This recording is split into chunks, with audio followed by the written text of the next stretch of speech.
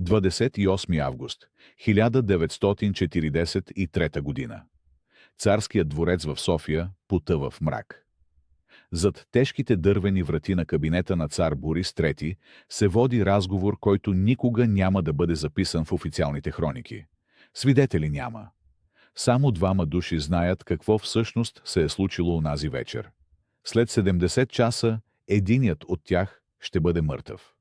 Царят на България се прибира от Берлин изтощен, с лице, сякаш изцедено от всякаква кръв. Приближените му забелязват необичайната бледност, треперещите ръце, странното мълчание. Той, който винаги е бил сдържан, но уверен, сега изглежда сломен. Нещо се е случило в резиденцията на Хитлер. Нещо, което никой не трябва да узнае. Но слуховете започват да се разнасят като тих вятър през коридорите на властта. Царят е отказал. Казал е не на самия фюрер. 3 дни по-късно Борис III пада в безсъзнание. Лекарите се мятат в безпомощна паника. Никой не може да обясни какво се случва с организма му. Симптомите не приличат на нищо познато. Пулсът отслабва. Дишането става все по-трудно. На 15 август, точно преди да издъхне, царят произнася няколко думи, които само двама души успяват да чуят. Тези думи никога не стават достояние на обществеността. Отровен ли е? Убит ли е по заповед на Хитлер? Или смъртта му е дело на съветското разузнаване? А може би зад всичко стоят напълно други сили, които дори днес не можем да назовем на глас. Документите от аутопсията изчезват. Лекарските протоколи се оказват непълни, противоречиви, а някои от тях са просто унищожени. Годините след войната погребват истината под пластове мълчание. Но има хора, които знаят. Има архиви, които съхраняват забранената версия. Има писма, скрити в тайни колекции, дневници, които семействата на свидетелите не смеят да публикуват. Защо един монарх, който умело балансира между Хитлер и Сталин, внезапно умира точно когато отказва да изпълни исканията на Райха? Защо смъртта му идва толкова бързо, толкова необяснимо, толкова подозрително на време за едни и толкова неудобно за други? Кой всъщност е имал полза от изчезването на цар Борис? Денят след завръщането от Берлин, царският двор е обзет от странна, гъста тишина. Онова, което придворните забелязват в погледа на Борис III, не прилича на обичайната му сдържаност. Това е нещо друго. Нещо по-мрачно. Личният му лекар, професор Сайсиванов, който познава царя от повече от 20 години, ще спомени по-късно в затворен кръг, че никога не е виждал владетеля в такова състояние. Трескава бледнина. Ръце, които потреперват едва забележимо, когато стискат химикалката. И този поглед, този празен, изплашен поглед, който сякаш вижда нещо невидимо за другите. На 2 септември цар Борис III се качва в планината. Витоша. Негов любим маршрут, който е изминавал десетки пъти. Познава всяка пътека, всяка скала. Придворните знаят, че планината е неговото убежище, мястото, където търси утеха от политическите бури. Но този път нещо е различно. Царят тръгва рано сутринта, без охрана, без придружители. Само шофьорът и един единствен адютант, който ще остане да го чака при автомобила, докато владетелят се изкачва сам по стръмната пътека към върха. Часове минават. Слънцето вече е минало зенита, когато царят се спуска, препъвайки се, облегнат на тоягата си. Адютантът, който е чакал нервно, ще разкаже след време на свой близък приятел, че царят е изглеждал като човек, който е изтичал цял маратон. Дишането – стенещо, тежко. Челото – покрито с едра пот. И най-странното – обувките му са били измокрени до глезените, въпреки че няма вода по пътеката, която владетелят е избрал. Никой не разбира защо. На следващия ден царят се чувства още по-зле. Температура, главоболие, повръщане. Личните лекари са призовани спешно. Те изследват владетеля, правят анализи, но не откриват нищо тревожно. Обикновена простуда, твърдят те. Нищо сериозно. Няколко дни почивка и всичко ще е наред. Царицата Йоана, разтревожена, настоява лекарите да останат в двореца. Тя познава съпруга си по-добре от всеки друг. Знае, че той никога не се оплаква. Ако сега го прави, значи болката е непоносима. На 4 септември състоянието рязко се влошава. Царят започва да бълнува. Говори неясни думи на немски, после на френски, после отново на български. Спомня събития от детството си, от времето, когато е бил на 9 години, и баща му, цар Фердинанд, го е водил на тайни срещи с германски дипломати. Придворните, които дежурят пред стаята му, чуват само откъслечни фрази. Няма да им позволя. Не мога. България не е Румъния. Децата ми. Защо не разбират? Професор Сайсиванов прави ново изследване. Този път резултатите са объркващи. Кръвното налягане е паднало драстично. Пулсът е нередовен, прескача удари, после се ускорява до невъзможни стотици удара в минута. Сърцето на царя се бори с невидим враг. Лекарят нарежда да се извика спешно специалист от Виена. Но има проблем. България е в средата на война. Границите са затворени. Всяко пътуване изисква разрешение от Берлин. Разрешението пристига с удивителна бързина. Само за няколко часа. Прекалено бързо, ще си помислят някой след време. Прекалено удобно. Немският лекар, професор Хайнрих Майер, пристига на 6 септември с военен самолет. Той прегледва царя, взема проби от кръвта му, изследва зениците, пулса, дишането. После се оттегля в отделна стая с българските лекари. Разговорът продължава повече от час. Никой не знае какво точно си казват. Но когато излизат, професор Майер изглежда сериозен, почти сърдит. Той настоява да се приложи специфично лечение, ново, експериментално. Лекарство, което е донесъл от Германия. Български лекари протестират. Те не познават този препарат. Не са го виждали никога. Майер обяснява спокойно, методично, че това е единствената надежда. Сърцето на царя е в критично състояние. Без това лекарство шансовете са минимални. Царицата Йоана не знае какво да прави. Тя вижда как съпругът й умира пред очите й. Всеки час той става все по-слаб, все по-неприсъстващ. Тя се съгласява. Какво друго може да направи? Инжекцията е приложена същата вечер. Около 9 часа. Царят получава първата доза от мистериозното немско лекарство. В продължение на няколко часа няма промяна. После, късно през нощта, състоянието му изглежда леко подобрено. Температурата пада. Дишането става по-ритмично. Царицата Йоана позволява на себе си да въздъхне с облегчение. Може би най-лошото е отминало. Но на следващата сутрин, 7 септември, царят изведнъж изпада в конвулсии. Тялото му се гърчи в неконтролируеми спазми. Очите му се обръщат назад.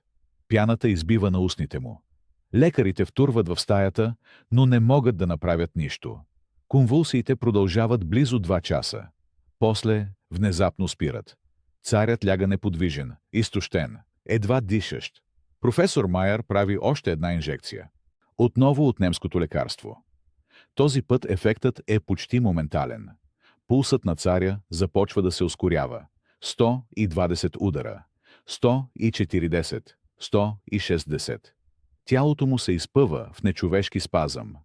И после, точно в 15 часа и 10 минути, сърцето му спира. Официалното съобщение е издадено 2 часа по-късно. Цар Борис III е починал от сърдечен инфаркт, усложнен от тежка пневмония.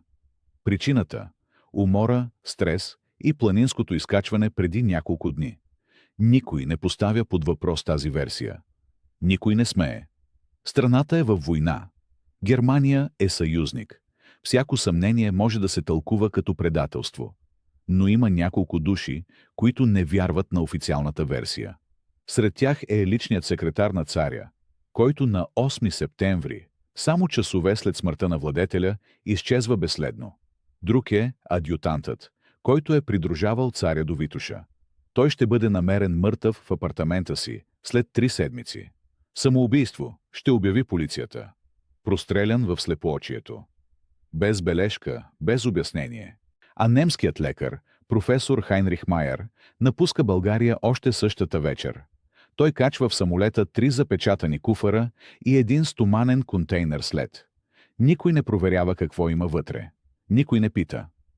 Очевидците, които никога не проговориха, започват да изчезват през есента на 1943 година.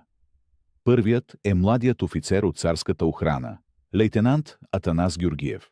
Човекът, който е бил на длъжност точно в онези 3 дни след завръщането от Берлин.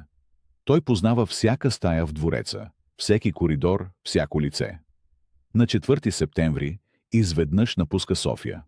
Официално, заради спешна семейна работа в родното си село край Пловдив. Неофициално, никой не може да каже на къде е тръгнал. Още по-странно е, че личното му досие изчезва от архивите на двореца. Изчиства се. Изтрива се. Сякаш този човек никога не е съществувал. Подполковник Иван Маринов, началник на царската канцелария, започва да води дневник точно на 28 август. Първата страница съдържа една единствена бележка. Кратка. Треперещ почерк. Неговото величество отказа да приеме посетители. Не излиза от апартаментите си. Говори сам.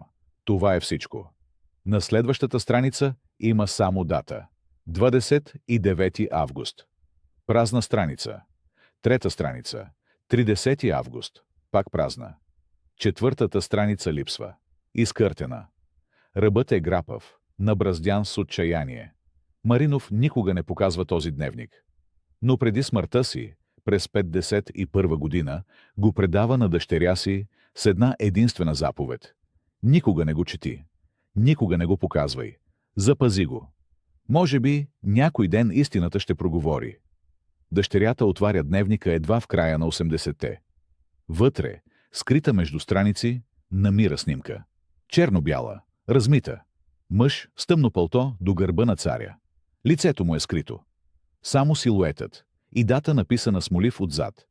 29 август 1943. 22 часа. Западен вход. Тя никога не успява да разбере кой е този мъж. Тайната встъпителна аудиенция, за която не е останало никакво официално упоменаване, се провежда на 29 август. Сутринта. Само 4 присъстват. Царят, министър-председателят Филов, външният министър и още един човек.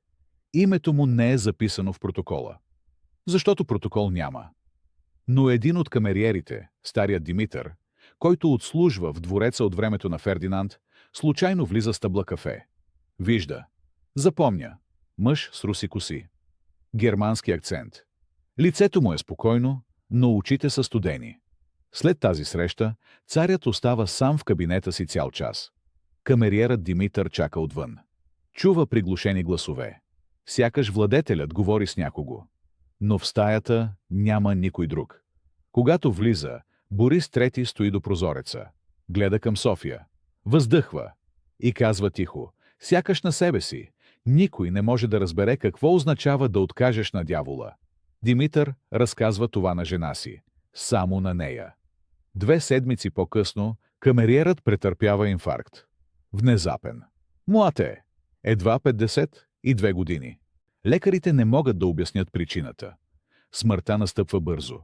Жена му запазва мълчание до края на живота си. Архивите на германското посолство в София съдържат любопитно противоречие. Във външните протоколи няма никакво упоменаване за среща между царя и високопоставен представител на Райха след 14 август, деня на разговора в Берлин. Но в личните бележки на секретаря на посолството, Хайнрих Фишер, се появява кратка ремарка на 29 август. Специалният пратеник напусна двореца в 11:30. Мисията е провалена. Фюрерът няма да бъде доволен. Кой е този пратеник и каква е била мисията? Фишер не споменава. Самият той изчезва в хаоса на войната. Последният път е виждан в Берлин. През април на 45-та. След това следите му се губят. Интересен факт. Борис III отказва да се храни на 29 август. Отказва обяд, отказва вечеря. Пие само чай и малко вода. Личният готвач на двореца, майстор Стоян, е озадачен. Никога преди не е виждал царя да отказва храна. Но на 30 август нещо се променя. Вечерта царят изисква любимото си ястие. Пилешка супа с топени кнедли. Майстор Стоян я приготвя сам. Лично. Както прави винаги. Сервира я. Изчаква. Борис трети опитва. Отмества чинията. Казва с усмивка. Приятна е, Стояне, но няма онзи вкус. Готвачът се опитва да разбере какво не е наред. Царят маха с ръка. Нищо. Просто аз съм променен. Следващата сутрин, 31 август, царят изглежда по-добре. Дори се усмихва на царица Йоана. Казва и нещо тихо на италиански. Тя се изчервява. Целува го по бузата. За кратък миг придворните си въздъхват с облегчение. Може би кризата преминава. Може би всичко ще бъде наред. На обяд владетелят излиза на разходка из дворцовия парк. Само. Никакви охранители. Нарушава протокола. Отива до любимата си пейка под кестена. Седи там, почти час. Гледа птиците. Когато се прибира, лицето му е бледо, но спокойно. Казва на царицата. Утре ще се качим на Мусала. Отдавна не сме ходили в планината. Утре е 1 септември. Ден, който ще запише началото на края. Но тази нощ, в мрака на дворцовите стаи, някой друг също не спи. Човек, чието име никога няма да бъде произнесено на глас. Човек, който чака сигнал. Човек, който знае, че часовникът вече е пуснат. Защото решението е взето. Не в София. Не в двореца. Далеч от тук. В кабинети, където картите на Европа се пренареждат с решителността на шахматисти. И на тази карта, въгъла на Балканите, една малка фигура отказва да се движи по предначертания план. Тази фигура трябва да бъде премахната. Нощта е тиха. София спи. Но в мрака има очи, които не затварят клепачи. Има ръце, които държат телеграми. Има шепот по телефонните проводници. И има един въпрос, който виси във въздуха като мръсна мъгла. До кога един цар може да устоява на натиска на империите, преди да бъде сринат от собствената си смелост? Селото край Пловдив е тихо и покорно пред септемврийското слънце. Няма следа от младия лейтенант Атанас Георгиев. Семейството му твърди, че не е идвал. Съседите мълчат като заклети. Кметът е категоричен в отговорите си пред анкетиращите от столицата. Не е виждал никого с военна форма. Не знае нищо. Но когато запитват за датата, старецът се обърква. Първо казва 4 септември, после 3, накрая вика, че изобщо не си спомня. Ръцете му треперят, когато подписва протокола. 27 септември, едва 3 седмици след изчезването на Георгиев, в София умира доктор Христо Стамболски. Личният лекар на царското семейство. Човекът, който е бил повикан в двореца през нощта на 15 срещу 16 август. Официалната версия гласи сърдечен удар. Бърз, неочакван, фатален. На 61 години. Но колегите му от медицинския факултет не си затварят устата. В тесните кръгове се шепне, че доктор Стамболски е бил здрав като камък. Че дори е планирал пътуване до Виена за среща с колега-невролог. Че е трябвало да замине още на 28 септември.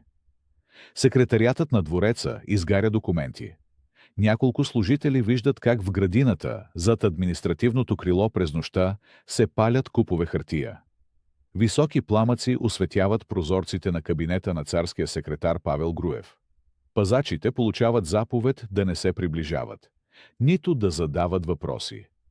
Сутринта остава само черна петно на тревата и миризма на изгоряла хартия, която не изчезва цяла седмица. Берлинските архиви пазят странен документ. Записка от 19 август, 4 дни след смъртта на царя. Изпратена от немското посолство в София до Министерството на външните работи в Райха. Съдържанието е кратко, но достатъчно, за да породи безкрайни въпроси. Посланик Адолф Бекерле съобщава, че ситуацията в България е под контрол, че новото ръководство е готово за сътрудничество, че няма пречки за планираните операции. И след това добавя една фраза, която звучи твърде студено, твърде делово за съболезнователна бележка. Проблемът е разрешен окончателно. Кой проблем? Защо точно тези думи? Защо толкова бързо след смъртта на монарха немските дипломати вече говорят за бъдещи планове, вместо да изразяват съчувствие? Следващият изчезнал е полковник Иван Маринов, началник на царската канцелария. През октомври той внезапно се пенсионира на 48 години. В разцвета на военната си кариера. Без обяснение, без церемония, без официална причина. Напуска София и се заселва в малко имение в Странджа планина, далеч от пътища, далеч от хора. Близките му твърдят, че е болен. Нервите му не издържали. Но когато един журналист се опитва да го посети през декември, той не го допуска до портата. Крещи през оградата, че не иска да говори с никого, че няма какво да каже, че трябва да го оставят на мира. През ноември в архивите на Военномедицинската академия изчезва цялото досие на цар Борис III. Медицинска карта, водена с години. Записи на прегледи, анализи, рецепти, болнични листове. Всичко. Архивистката, която трябва да обясни къде са документите, не може. Твърди, че ги е предала на по-висш служител. Този служител обаче няма спомен за подобно нещо. Започва разследване. След 2 седмици то е прекратено. Без обяснение, без протокол, без виновни. В Берлин немският лекар професор Ханс Епингер прави нещо странно. Той, който никога не е коментирал публично смъртта на българския цар, изведнъж изпраща писмо до швейцарското медицинско списание. Казва, че е запознат с някои подробности около смъртта на високопоставена личност от Югоизточна Европа.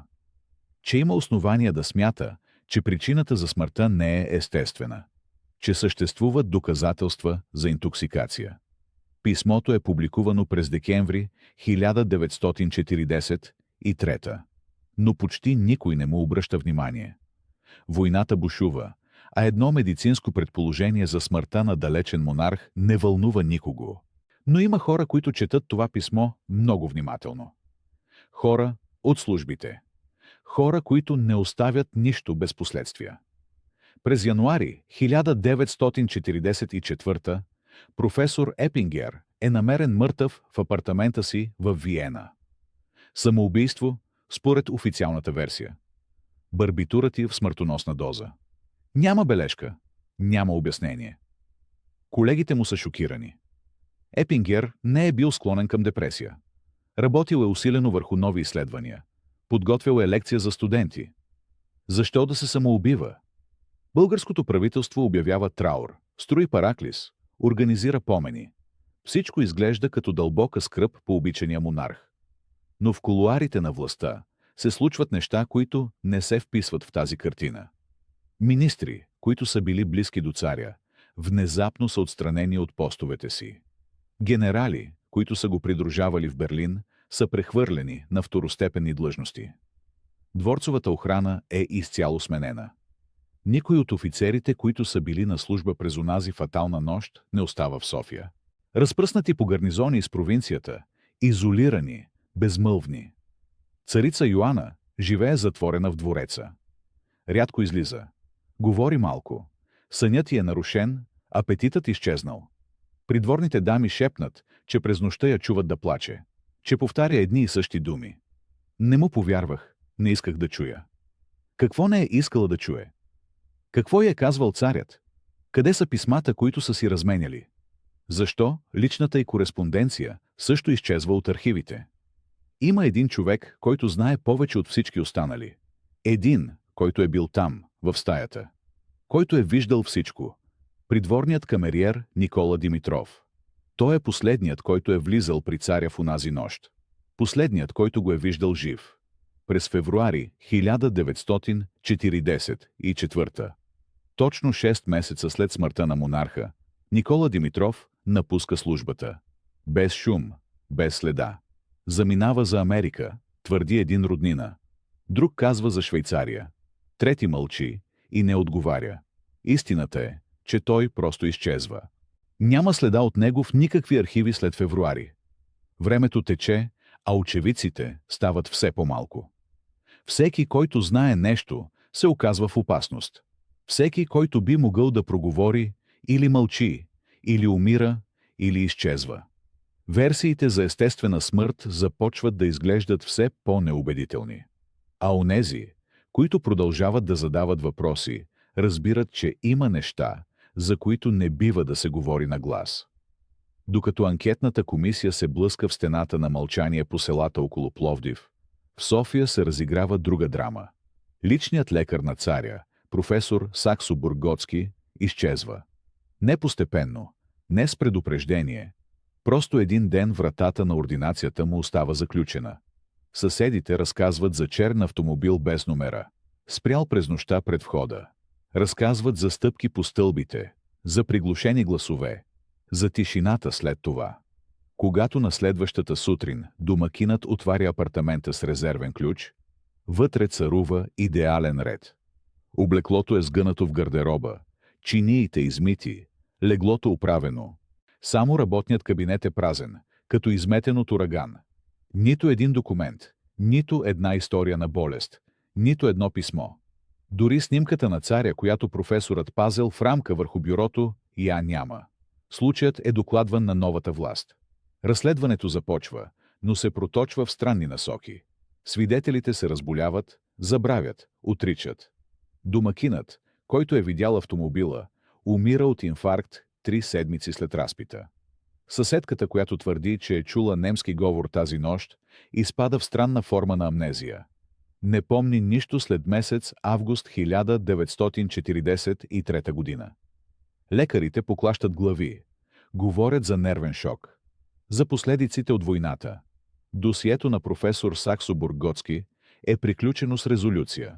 Изселил се доброволно в чужбина. Никой не пита как човек се изселва без багаж, без документи, без следа. Но истинската бомба избухва през ноември. В архивите на царския двор, които новата власт обследва методично, се натъква на заключена каса. Малка, стоманена, вградена в стената на личния кабинет на Борис III. Заварчикът работи цял ден, за да я отвори. Вътре има тефтер, дебел, с кожена подвързия, изписан с ръката на царя. Дневник. Последните страници са от август 1943 година. Човекът, който чете първи, побледнява. Викат комисар от народната милиция. После офицер от съветската мисия. После касата се заключва отново и изчезва за 5-10 години. Но един човек успява да прочете. Млад архивист, назначен временно, докато редовният служител е болен. Той запомня. И преди да го арестуват 2 месеца по-късно по обвинение в шпионаж, успява да разкаже на сестра си. Тя пък разказва на съпруга си. А той, десетилетия след това, на смъртния си одър, оставя свидетелство. Записано на хартия, скрито в тавана на къщата в Горна Оряховица. Открито случайно през лятото на 1996 година, когато къщата се ремонтира. Свидетелството е кратко, но смразяващо. В дневника си цар Борис описва срещата с Хитлер. Неофициалната версия, не протоколните любезности. Истинския разговор. Фюрерът не моли. Той заповядва. Българските евреи трябва да бъдат предадени. Българската армия трябва да се придвижи на изток. България трябва да стане не съюзник, а васална провинция. Борис отказва. Спокойно, твърдо, без да повишава глас. Хитлер се разярява. Удря с юмрук по масата. Крещи, че един малък балкански крал не може да се противопостави на волята на Третия райх.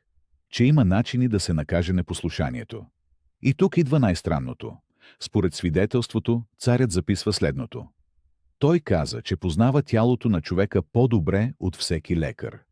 Каза, че има вещества, които не оставят следа. Каза, че грешките се прощават веднъж, но не и дважди. 3 дни след връщането си в София, Борис се разболява. Но има още нещо. В същата каса, до дневника, се намират 2 запечатани пликчета. Едното съдържа бели кристали. Другото – жълникав прах и бележка с почерка на царя. Получено лично от германския лекар при двореца. Отказах да взема. Той настоя. Казва, че е витамин за сърцето. Анализ никога не е правен. Пликчетата изчезват заедно с дневника. Но младият архивист е видял. И е разказал. А сестра му е била достатъчно умна, за да не вярва на официалните версии. Тя знаела, че брат й не е шпионин. Знаела, че го арестуват, защото е видял твърде много. И когато той умира в лагера край Ловеч, пак официално от инфаркт, на 29 години, тя не вярва. Пази свидетелството като светиня и го предава на съпруга си с думите: когато дойде времето, хората трябва да знаят. През същия ноември в Берлин умира странна смърт личният лекар на Хитлер, доктор Морел. Не директно той, но негов колега, който е пътувал до София през август. Официално – автомобилна катастрофа. Неофициално свидетели говорят за кръв, която не трябва да бъде там, за белези по врата, за автомобил, който изглежда изтласкан от пътя, а не излязъл сам. Досието е класифицирано. След войната, когато съюзниците претърсват архивите на Райха, това досие го няма. Изрязано от регистъра. Празно място, където трябва да стои номер. В София животът тече нататък. Новата власт е заета с организирането на процесите срещу старите политици. Но едно име никога не се споменава публично. Името на германския лекар, който е бил прикомандирован към царския двор. Дошъл ли е наистина? Ако да, кога? За колко време? И къде е сега? Един документ, открит през 70-те години в частен архив в Виена, хвърля светлина. Писмо от германската легация в София до Берлин. Датирано 8 август 1943 година. Текстът е кратък. Доктор Шмидт приключи мисията. Връща се утре с редовния куриерски самолет. Всичко протече по план. Коя мисия? Какъв план? Документът не обяснява, но датата говори сама. 8 август. 2 дни след връщането на царя от Германия. 7 дни преди първите симптоми. Защо германски лекар посещава София точно в този момент? Защо си тръгва толкова бързо? И защо цялата кореспонденция около това посещение е унищожена? Освен едно единствено писмо, оцеляло по чудо в личния архив на дипломат, който е избягал в Аржентина. Въпросите се трупат като камъни върху гроб. А отговорите са заровени дълбоко, под пластовете на официалната история, под мълчанието на оцелелите, под страха, който продължава да живее десетилетия след смъртта на царя. Апартаментът е празен. Не просто изоставен, изпразнен методично, професионално. Лични вещи изчезнали. Медицинските досиета от личния архив на професора изчезнали. Дори снимките от рамките по стените. Домакинът стои в празната стая и мълчи. По-късно, когато полицията го разпитва, той повтаря едно и също. Чул е стъпки, виждал е сенки, но не е слязал да провери. Страх го е било. От какво точно не може да обясни. Анкетната комисия изисква протоколи от полицията. Полицията отговаря, че случаят е предаден на по-висока инстанция. Коя инстанция не уточняват. Когато настояват, им казват, че документите са класифицирани по заповед на министъра на вътрешните работи. Когато питат министъра, той отговаря с усмивка. Няма сведения за подобна заповед. Кръгът се затваря. Но има и други лекари. 3 от тях са присъствали в двореца през последните дни на царя. Младият доктор Христов, който е бил повикан да вземе кръвни проби. Доктор Станишев, който е помагал при обливките с ледена вода. И медицинската сестра Мария Петкова, която е била там през нощта на смъртта. Комисията намира доктор Христов в малка провинциална болница близо до Враца. Той е прехвърлен там внезапно, седмица след смъртта на царя, без официално обяснение. Живее сам в малка стая до болницата. Не се жени. Не говори с никого извън работа. Когато членовете на комисията се явяват при него, той първо отказва да ги приеме. Заключва се в стаята си.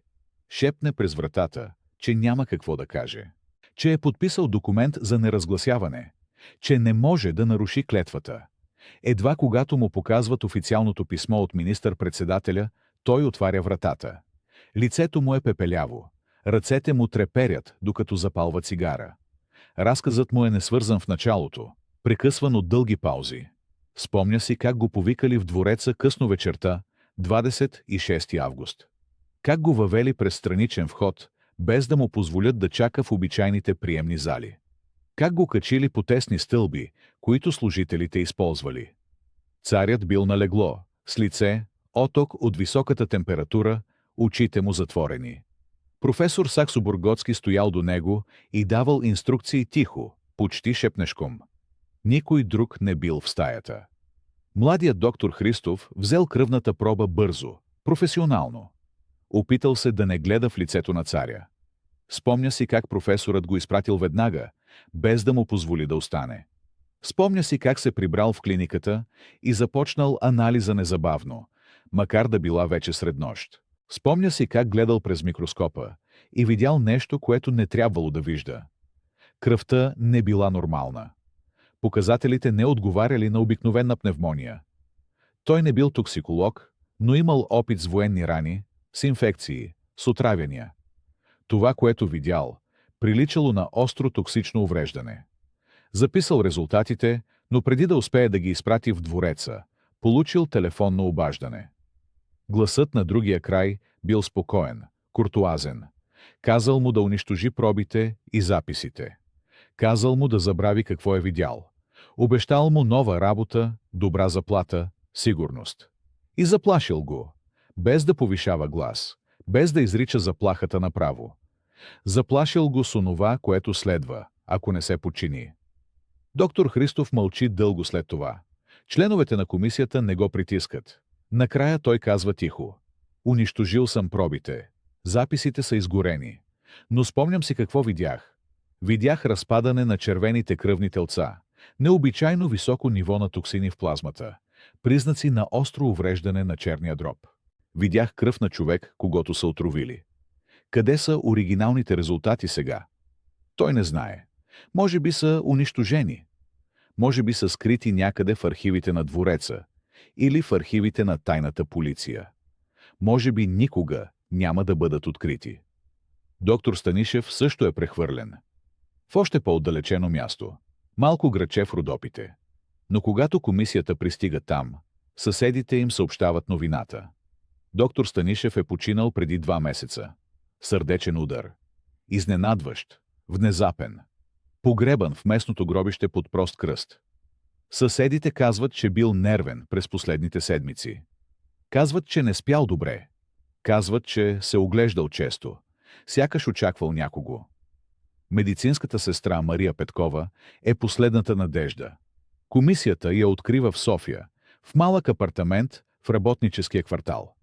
Вратата се отваря след дълго чукане. Жената, която стои на прага, е едва на 40 години, но изглежда 20 по-възрастна. Косата й е станала сива, очите й уплашени. Тя не ги кани да влязат. Говори от прага, бързо, на глас достатъчно нисък, за да не чуят съседите. Разказва как била там през последната нощ. Как царят лежал без съзнание, дишайки мъчно. Как професорът давал инжекции. Една след друга, без видим ефект. Как изведнъж дошли други хора, мъже в тъмни костюми, които никога не била виждала преди. Как те разговаряли нещо с професора, тихо, встрани. Как той кимнал и после им разрешил да влязат сами в стаята на царя. Тя трябвало да излезе. Заповядали и да чака отвън. Чула била гласове, движение, после тишина. Когато я повикали обратно, царят бил мъртъв. И професорът бил различен. Лицето му строго, погледът настрани. Не й позволили да докосва тялото. Казали й да си тръгва незабавно. Казали й да не говори на никого за тази нощ. И ето, че сега тя говори. Защо? Защото тази нощ я преследва. Защото не може да живее с това, което видяла. Но когато я питат дали ще подпише свидетелски показания, тя затваря вратата. Комисията се връща в София с нови документи, нови свидетелства, нови парчета от загадката. Но всяко отговорено питане поражда 2 нови. И време изтича. Времето винаги изтича за онези, които търсят истината. Полицията отговаря, че случаят е класифициран. Анкетната комисия изисква обяснение за класификацията. Следва дълго мълчание. После пристига официално писмо на хартия без логотип, подписано от началник отдел, чието име не фигурира в телефонния указател на столичната полиция. В писмото има само един ред. Имуществото е конфискувано по постановление от висша инстанция. Коя инстанция? Няма отговор. На 22 декември 1953 година София е студена до болка. Хората се движат бързо, с наведени глави. Никой не гледа нагоре. Никой не пита въпроси. В това време изчезва още един човек. Медицинската сестра от клиниката, която асистирала при последните прегледи на професор Саксо-Бургоцки. Жена на средна възраст, скромна, с тихо поведение. Излиза от дома си сутринта и повече не се връща. Съседите разказват, че вечерта преди изчезването видели черен автомобил да спира пред входа. Двама мъже в тъмни палта се качили на третия етаж, където живее сестрата. Останали в апартамента и чалта половин час. Когато излезли, лицата им били непроницаеми. Следващата сутрин сестрата казва на дъщеря си, че трябва да отиде на важна среща. Облича най-добрите си дрехи. Взима чантата, в която винаги носи личните си документи. Затваря вратата зад себе си и изчезва в бялата мъгла на декемврийското утро. Никой не я вижда повече. В началото близките търсят помощ от полицията. Протоколът се води. Случаят се регистрира. После досието изчезва. Полицейският служител, който приел жалбата, казва на роднините, че не помни нищо за такъв случай. Показват му копия от протокола, което успели да запазят. Той го разглежда дълго, после повдига рамене. Казва, че подписът не е негов. Казва, че не е бил на работа в този ден. Казва това спокойно, без да трепне. Дъщерята на изчезналата сестра решава да проучи сама.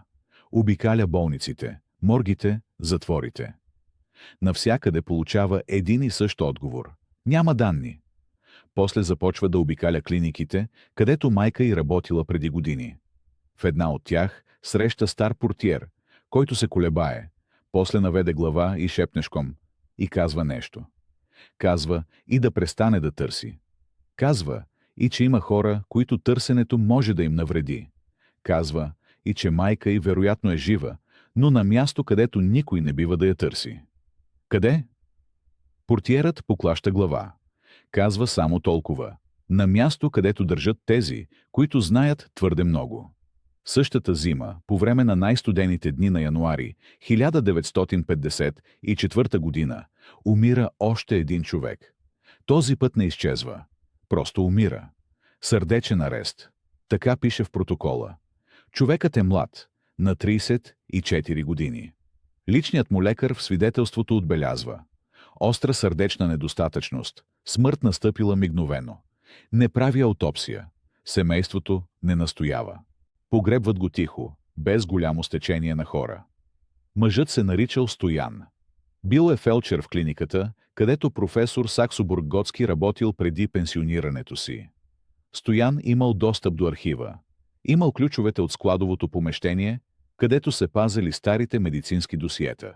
Свидетели разказват, че през последните месеци от живота си той изглеждал разтревожен. Често си правил бележки в малък тефтер, който носел в джоба на престилката. Един път колега му попитал какво пише толкова усърдно. Стоян отговорил неясно. Проверявам нещо. После добавил. Има неща, които не си пасват. След смъртта на Стоян, тефтерът изчезва. Вдовицата твърди, че го търсила навсякъде, но не го намерила. Казва, че съпругът й винаги го носил със себе си. Денят на смъртта обаче тефтерът не бил в джобовете му. Не бил и в дома им. Никъде. Още нещо изчезва. Стоян имал навика да събира старите ключове от клиниката. Малка професионална маниакалност, обичал да каталогизира всичко. В дома му имало цяла кутия с етикетирани ключове. Архив, старо крило, бейсмент, складове. След смъртта му кутията е празна. Семейството не задава въпроси. Времето не е подходящо за въпроси. През същата година, в топлите дни на май, в София пристига делегация от Москва. Официално посещение, свързано с медицинска конференция. Делегацията е малка. 3 лекари и 1 преводач. Отсядат в хотел в центъра на града. Остават 7 дни. Не участват активно в конференцията. По-скоро наблюдават. Разговарят с българските колеги предпазливо. Задават странни въпроси. За организацията на архивите, за начина на съхранение на медицинските протоколи, за процедурата при екстрадиране на документация. Един от българските лекари, който разговаря с делегацията, по-късно споделя пред приятел нещо необичайно. Един от московските гости, възрастен човек с тежък поглед, посочил снимка на стената в коридора на клиниката. Била стара снимка от края на 30-те години, на която се виждала група медици по време на научна конференция. Московският лекар попитал кой е мъжът в центъра на групата. Българският колега отговорил: професор Саксо-Бургоцки, починал преди няколко години. Московският гост кимнал бавно. После попитал: имате ли запазени негови лекции, статии, архивни бележки? Българският лекар отговорил, че архивът е бил реорганизиран. Много от старите материали били преместени. Къде? В централно хранилище. Московският гост замлъкнал. Погледнал снимката още веднъж. После се отдалечил, без да каже повече нищо. 7 дни по-късно делегацията напуска България. Не оставят следи. Не изпращат благодарствени писма. Изчезват тихо, като сянка в бялата мъгла на пролетта. Хората, които знаели твърде много, изчезват един по един. Някои буквално.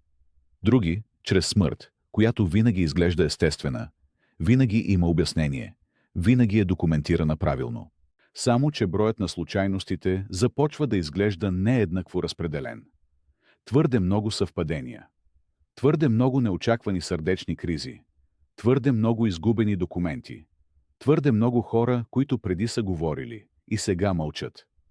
През лятото на 1954 година в София става нещо странно. Архивът на Медицинската академия е пренесен на ново място.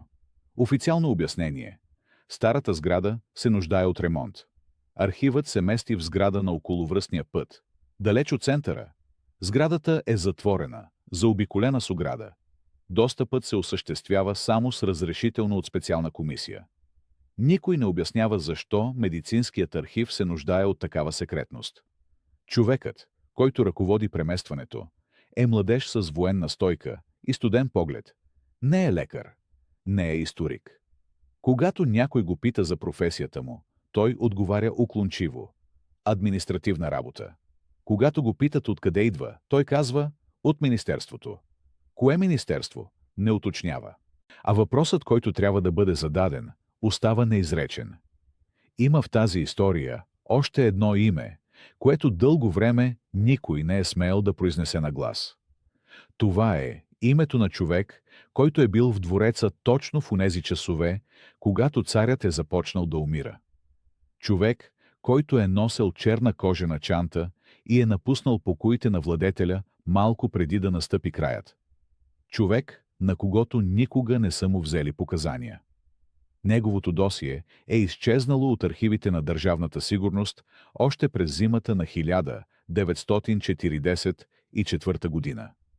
Изчезнало е заедно с протоколите от аутопсията, заедно с списъка на лицата, които са имали достъп до личните апартаменти на Борис III през онези фатални дни.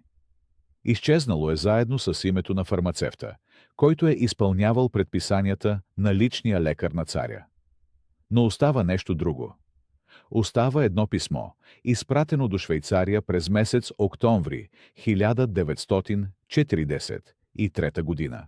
Писмото е на френски, изписано с несигурна ръка, и започва така: аз повече не мога да мълча, защото видях какво му даваха да пие в онази последна нощ. Писмото е подписано с инициали. Само 2 букви. И името на града, откъдето е изпратено, е зачертано с дебела черна линия. Човекът, който го е написал, е намерен мъртъв в своя апартамент в Цюрих, седмица след изпращането му. Официалната версия е сърдечен удар. Но има друга подробност, която никога не е включена в официалния протокол. На масата пред него е имало празна чаша, а в чашата следи от вещество, което не е трябвало да е там. През лятото на 1954 година в София пристига група съветски специалисти. Официално те идват за консултация по въпросите на Организацията на здравеопазването.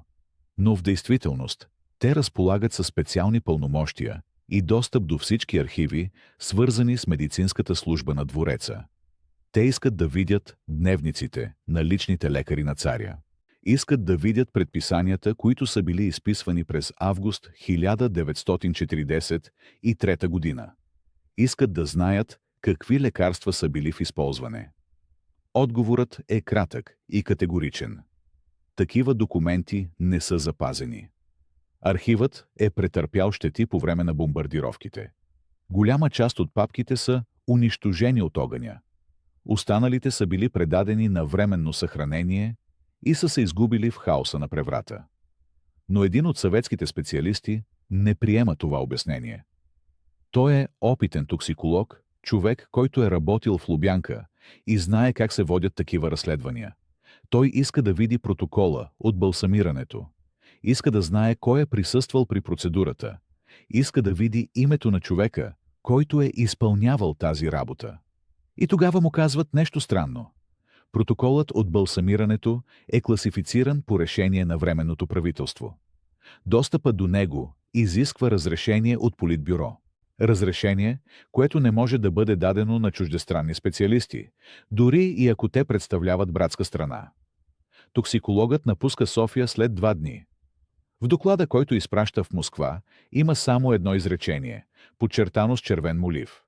Материалът е унищожен съзнателно, което означава, че има какво да се крие. През месец април 1955 година в един малък град в Швейцария умира възрастна жена, българка по произход. В завещанието си тя оставя на българската православна община един сандък с документи. Сандъкът е запечатан и носи надпис «Да не се отваря до 1980 година». Общината приема дарението, но сандъкът изчезва при странни обстоятелства още същата нощ. Никой не е видял крадците. Няма следи от взлом. Сандъкът просто изчезва, сякаш никога не е съществувал. Един от свидетелите, млад свещеник, който е присъствал при предаването на завещанието, споделя нещо необикновено. Той казва, че на сандъка е имало емблема. Малък златист знак с изображение на двуглава орлица и надпис на старобългарски. Надпис, който той успял да прочете само частично, но който му се врязал в паметта. За истината, която не може да бъде казана. Има и още един факт, който прави цялата история още по-объркваща. През месец май 1956 година Централният архив получава заявка от Министерството на външните работи. Заявката е свързана с протоколите от посещенията на цар Борис III в чужбина през последната година от живота му. Заявката изисква точни дати, имена на придружаващите лица, списък на срещите. Но когато служителите отварят съответните папки, те откриват нещо шокиращо. Страниците, които трябва да съдържат информацията за последната среща с Хитлер, са изрязани. Не откъснати, а изрязани внимателно, с остър инструмент, така че да не се забележи липсата на пръв поглед. На мястото на изрязаните страници са поставени празни листи с фалшива номерация. Кой е имал достъп до този архив? Кой е могъл да извърши такава операция без да остави следи? Анкетната комисия прави ново искане. Този път тя търси не документи, а хора. Хора, които са били близо до царя през последните дни от живота му. Хора, които са могли да видят нещо. Хора, които са могли да чуят разговори, да забележат детайли, да запазят спомени. Но тези хора са мъртви. Всички до един. Мъртви от инфаркти, от инсулти, от катастрофи. Мъртви внезапно, без предупреждение, без следа от насилие. Мъртви в различни градове, в различно време, но всички, преди да им бъдат зададени въпросите. Последният жив свидетел е бивш дворцов служител, който е емигрирал във Франция след 1994 година. Анкетната комисия го издирва през пролетта на 1957 година. Той живее в Марсилия под измислено име и работи в малък ресторант край пристанището. Когато представителите на комисията отиват при него, той отказва да говори. Казва само едно изречение. Ако кажа каквото знам, няма да доживея до утрешния ден. Месец по-късно той е открит удавен в пристанището. Полицията говори за инцидент, за пияна случайност. Но има свидетел, който твърди, че в нощта на смъртта му е видял до ресторанта черен автомобил с дипломатически номера. Автомобил, който е изчезнал преди да пристигне полицията.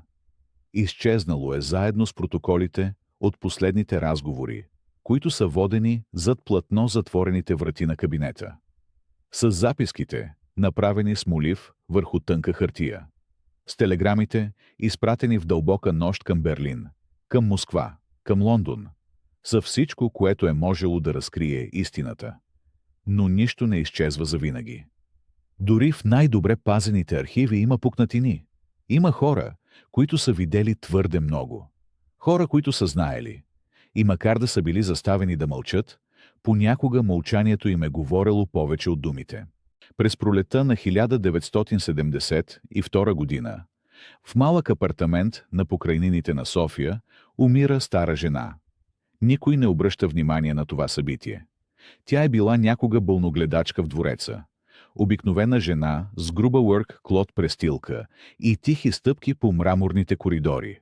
Жена, която е влизала в стаите рано сутрин, когато още никой не е бил буден. Жена, която е изнасяла кофите с замърсено бельо и е виждала неща, за които не е смеяла да говори. Преди да умре, тя е извикала един свой далечен роднина. Млад човек, който работи като учител в провинциален град. Дала му е малка метална кутия, застаряла и разяждана от ръжда. Казала му е да я отвори едва след смъртта й. И да прави с това, което намери вътре, каквото сметне за добро. Младият учител изчаква 3 дни след погребението. После разтваря капака с внимание, сякаш очаква нещо да експлодира. Вътре има само едно парче хартия, сгънато на 4. Пожълтяло, с бледи петна по ръбовете. И няколко реда текст, написани с неравен почерк, сякаш ръката на пишещия се е тресяла. Видях как донесоха малката бутилка. Беше от тъмно стъкло. Той я остави върху масичката до леглото. Царят спеше. Или, може би, се преструваше. После влезе лекарят. Не нашият. Друг. С акцент. Остана вътре по-малко от 10 минути. Когато излезе, лицето му беше бледо, а малката бутилка вече я нямаше. Учителят чете тези редове и усеща как ръцете му стават студени. Разбира, че държи в ръцете си нещо опасно. Нещо, което може да струва живота му, но не може да се откаже. Започва да търси други хора. Други, които може би знаят нещо. Които са били там, в онези августовски дни. Намира един стар иконом, който е служил в двореца преди войната. Човекът е вече слеп и живее в дом за стари хора на края на София. Когато учителят споменава името на лекаря с акцента, старият иконом се вцепенява. Лицето му става сиво. Устните му се разтреперват. «Германец», прошепва той. Дошъл с поръчение. Никой не трябваше да знае. Но аз бях там. Чух как говориха в коридора. Казваха, че царят не разбира колко опасно е това, което прави. Че трябва да бъде спасен от собствената му глупост. Че няма време за убеждения. Че има само един начин. Старецът не казва нищо повече. Дните след този разговор той отказва да говори с когото и да е. Седи мълчалив в стаята си и гледа в стената с празни очи. След 2 седмици умира насън. Тихо. Без болка. Медицинското заключение гласи сърдечен пристъп, но никой не е правил аутопсия. Никой не е задавал въпроси. Учителят започва да разбира, че играе с огън. Че някой, някъде, все още наблюдава. Че дори след 3 десетилетия, дори в епохата на новата власт и новите господари, тази история е забранена територия. Че има хора, които не искат тя да бъде разкрита. Никога. Но той продължава. Намира стар архивист, който е работил в Министерството на външните работи през войната. Човекът му разказва за странни телеграми, изпратени от германското посолство в София точно на 29 август 1943 година. Телеграми, които са били незабавно класифицирани като ултрасекретни и изпратени направо в Берлин. Телеграми, чието съдържание никога не е станало достояние на българското правителство. Според архивиста, в едната от тези телеграми е имало само една фраза: „Проблемът е решен. Операцията е успешна. Пациентът няма да се възстанови." Пациентът, не царят, не владетелят, не негово величество. Пациентът. Сякаш говорят за някого болен, за някого, когото са лекували. Или може би не са лекували. Учителят успява да намери и копия от едно писмо, изпратено от германския посланик към Райхсканцеларията през септември същата година. В него се споменава за успешно приключена мисия по утвърждаване на взаимното разбирателство между двете страни. За премахването на непредвидимостта в отношенията с България. За това, че вече няма пречка пред планираните военни операции на Балканите. Всичко е написано на дипломатически език, с внимание към формата, с уважение към протокола. Но между редовете се чете друго. Че някой е бил премахнат, че някой е представлявал проблем. И че този проблем вече не съществува. Учителят започва да събира всички тези фрагменти. Свидетелствата на забравени хора. Случайно оцелелите документи. Мълчанията, които говорят повече от думите. И бавно, парче по парче, картината се оформя. Но преди да успее да свърже всичко заедно, той изчезва. Една утрин излиза от дома си и не се връща. Полицията започва издирване. Не намират нищо. Няма следа от него. Няма тяло. Няма улики. Сякаш се е стопил във въздуха. Металната кутия, която му е дала старата болногледачка, също изчезва. Както изчезват и всички документи, които той е събрал. Апартаментът му е претърсен от неизвестни хора, облечени в черни костюми. Съседите разказват, че са дошли в дълбока нощ, че са носели кожени чанти, че са останали вътре повече от 3 часа. А после всички, които са говорили с него, започват да замлъкват. Един по един. Някои умират при странни обстоятелства. Други напускат страната изведнъж, без да казват на никого. Трети просто отказват да разговарят, когато бъдат попитани. Мълчанието пада като тежко одеяло върху цялата история. Остава само един въпрос, който виси във въздуха, като дим над угаснал пожар. Ако истината за смъртта на цар Борис III е толкова опасна, че дори след толкова десетилетия някой продължава да я пази с такава жестокост, значи тази истина е по-страшна от всичко, което можем да си представим. Значи зад нея стоят имена, които не могат да бъдат произнесени. Престъпления, които не могат да бъдат разкрити. Тайни, които ще останат завинаги заровени. И може би това е истинската загадка. Не кой е убил царя, а защо толкова много хора са готови да умрат, за да пазят тази тайна. Има доклади, които никога не достигат до официалните архиви. Има разговори, които се провеждат в коридорите на властта, далеч от чуждите уши. Има хора, чиято работа е била да наблюдават, да слушат, да записват. И когато тези хора изчезват един по един, когато досиетата им стават недостъпни, когато самата памет започва да се изтрива методично, системно, професионално, тогава истината престава да бъде просто скрита. Тя става опасна. В края на август 1943 година в София започва нещо странно. Хора, които са били близо до царя, които са работили в двореца, които са знаели за последните му дни, започват да получават предложения. Внезапни повишения, неочаквани премествания, дипломатически мисии в далечни страни. Някои приемат, други отказват. И точно тези, които отказват, започват да изчезват от публичното пространство. Един след друг. Тихо, ефективно. Без обяснения.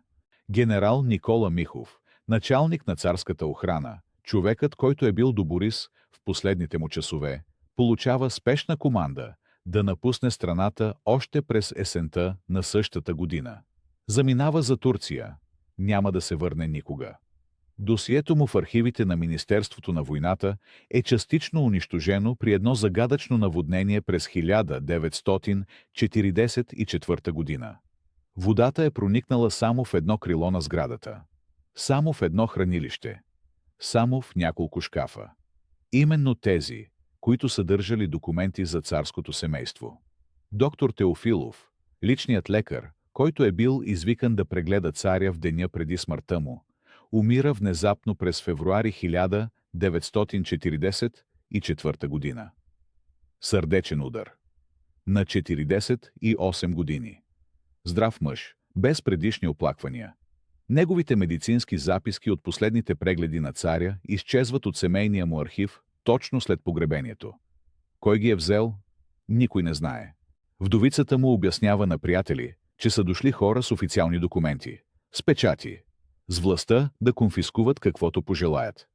Полковник Стоян Райчевски, адютант на царя, човекът, който е придружавал Борис във влака от Берлин, подава оставка през октомври същата година.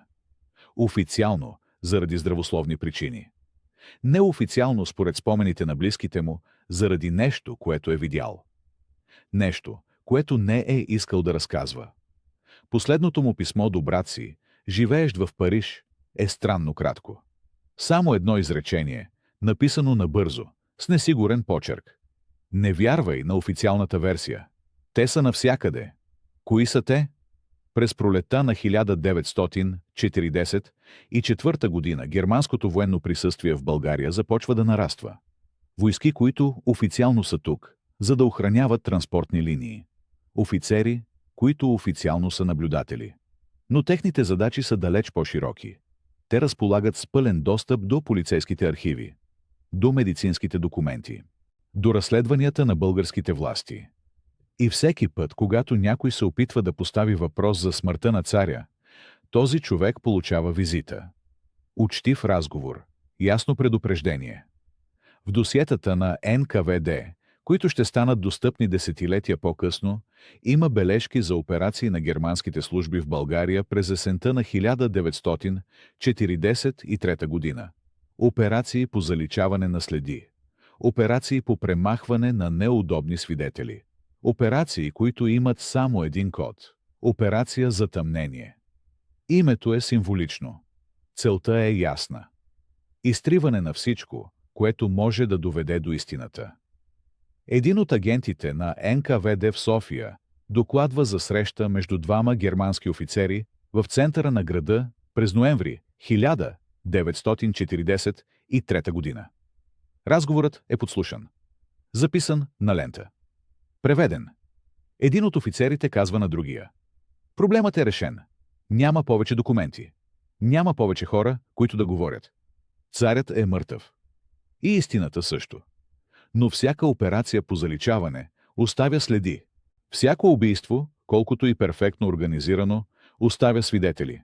Всеки страх, който се налага с насилие, ръждава съпротива. И през тези месеци, когато властта се опитва да затвори всяка уста, някои хора започват да говорят. Тихо. Предпазливо. Само пред хора, на които вярват. Един от прислужниците на двореца, който е бил там в нощта преди смъртта на царя, разказва на свещеник в изповедалнята за странни посетители. За хора, които не са били обявени в официалния протокол. За кутия, която един от тези хора е носил. Малка кутия, опакована грижливо. Царят не я е отворил в присъствието на никого. Но когато е останал сам, той я е взел със себе си. Свещеникът записва разказа. Пази бележките си в тайно място. Няма да ги покаже на никого до края на живота си. Една от камериерките споменава пред близка приятелка, че в сутринта след завръщането на царя от Германия е намерила нещо странно в царската спалня. Малък флакон. Празен. Със специфична миризма. Флаконът изчезва незабелязано. Камериерката никога не го споменава отново. Но приятелката запомня разказа. И години по-късно тя го предава на дъщеря си. Като семейна тайна. Като нещо, което не бива да бъде забравено. През декември 1943 година германският военен аташе в София изпраща тайна телеграма до Берлин. Кратка. Шифрована. Декодирана много години по-късно от американските разузнавачи. Операцията е завършена успешно. Няма опасност от разследване. Ситуацията е под контрол. може да се счита за приключена. Под контрол. Думите, които превръщат убийството в административна процедура. Думите, които трансформират човешкия живот в проблем, който е решен. Думите, които изтриват емоциите, съмненията, страха. Думите на хората, за които истината е само инструмент на властта. Но има неща, които не могат да бъдат изтрити толкова лесно. Има спомени, които остават живи дори след десетилетия. Има документи, които оцеляват дори когато архивите горят. Има хора, които знаят. И макар да са били заставени да мълчат, мълчанието им е временно. Защото рано или късно всяка истина намира начин да излезе на бял свят. Дори когато цената е висока. Дори когато пътят е дълъг. Дори когато времето изглежда е работило за забравата. Историята завършва там, където започва. В малко кралство, между две империи, в стаята с тежки завеси, където един човек взе решение, което не може да преживее. Официалните версии остават непроменени вече 80 години. Сърдечна недостатъчност, естествена смърт, трагична загуба за нацията. Но документите, които никога не бяха публикувани, разказват друга история. Разговорите, които никога не бяха записани официално, оцеляват в спомените на хора, чието имена изчезват един по един от регистрите. Свидетелствата, които никога не достигат до съда, се губят в архиви, достъпни само за тези, които знаят къде да търсят. Цар Борис III умира на 28 август 1943 година. 3 дни след срещата. 3 дни след отказа. 3 дни след думите, които не може да изтегли обратно. Неговата смърт остава загадка, защото истината е била опасна тогава. И защото истината остава опасна днес. Защото когато властта решава, че някой знае твърде много, времето спира да има значение. Само решението има тежест. А решението беше взето много преди симптомите да се появят. Архивите мълчат, но няма мълчание, което да е абсолютно. В стаите на Централния държавен архив в София, между безброй папки с изблели печати, съществуват документи, които никога не са били показвани на широката публика. Протоколи от аутопсията, написани с треперещ почерк от лекари, които знаеха, че думите им могат да им струват живота. Телеграми, изпратени в паника от Берлин към София, през първите часове след смъртта на царя. Доклади на съветското разузнаване, дешифрирани едва в началото на 21 век, които сочат към отровни вещества, непознати през 1943 година. Човекът, който отказа на Хитлер, не можеше да остане жив. Това разбира всеки, който познава механизмите на властта през онази епоха. Борис III не бе просто монарх на малко балканско кралство. Той бе пречка пред плановете на най-мощната машина за унищожение, създавана някога. И когато властта реши, че някой трябва да изчезне, смъртта идва бързо, тихо, обвита в легенда за естествени причини. Официалната версия издържа 80 години. Но всяка официална версия има пукнатини. В мемуарите на хора, които говориха шепнешком в тъмни коридори. В спомените на лекари, които полагаха клетва да пазят тайни, но не издържаха до края на живота си, без да прошепнат истината. В странните съвпадения, твърде много, за да са случайни. Може би никога няма да знаем с пълна сигурност какво се случи в онази стая във Врана. Може би документите, които биха разкрили истината, са унищожени преди десетилетия. Може би свидетелите, които можеха да проговорят, вече не са сред живите. Но отсъствието на доказателства не е доказателство за отсъствие на престъпление. Историята е написана от победителите. А истината, тя остава някъде между редовете, в онова, което не е казано. България изгуби цар, който се опита да защити народа си от бездната. Светът получи още една удобна версия за естествена смърт. А ние оставаме с въпросите. Благодаря ви, че останахте до края на това разследване. Ако историята на цар Борис III ви накара да се замислите, ако усетихте, че истината е много по-сложна от официалните версии, абонирайте се за канала. Поставете лайк, за да подкрепите истинското разследване. И споделете в коментарите какво мислите. Случайност ли бе смъртта му или нещо много по-зловещо. Истината чака да бъде разкрита.